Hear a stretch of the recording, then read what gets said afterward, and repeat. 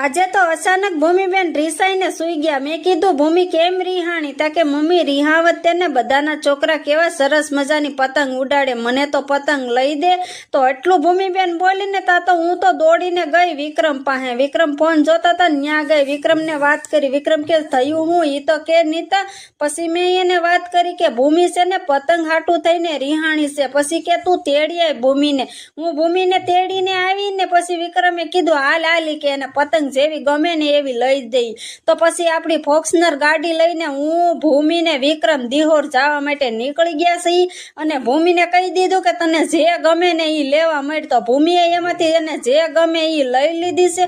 લઈને પછી તો વહી આવ્યા અમે ઘરે। ઘરે આવીને તો પછી તો પંજાબી ઢાબા હતા। તો પંજાબી ઢાબામાંથી આપણે પનીર ટીકાનું સરસ મજાનું શાક લાવ્યા। ઘરે આવીને સરસ મજાની રોટલી બનાવી નાખી। રોટલી બનાવીને પછી છે ને આપણે ભાણા કરી દીધા કપલેટ કરી દીધા પનીર ટીકાના શાકના। પછી વિક્રમને અંબાવી દીધું, ભૂમિને અંબાવી દીધું અને પછી મેં મારા ભાણા લઈ લીધા। અને અમારે તો સાંજે વાળુમાં તો છે ને દૂધ જોવે તે એટલે દૂધ પણ સાથે લઈ લીધું અને ખાવા લાગી ગયા। પછી વિક્રમને કીધું શાક તો મસ્ત છે, જાજા દિવસે પનીર ટીકાનું શાક ખાધું। પછી વિક્રમ કે ઈ કે હું ખાવ, ઈ કે મને પણ મસ્ત લાગ્યું। ભૂમિ કે મને પણ મસ્ત લાગ્યું। અને અમાર ભૂમિબેનને તો ગમે ત્યારે મસ્ત લાગે। તો પછી છે ને આ વિડીયામાં એટલું જ હતું। તો તમને આ અમારો વિડીયો સારો લાગ્યો હોય તો લાઈક, શેર, સબસ્ક્રાઈબર કરતા જજો। Okay, bye bye, Tata.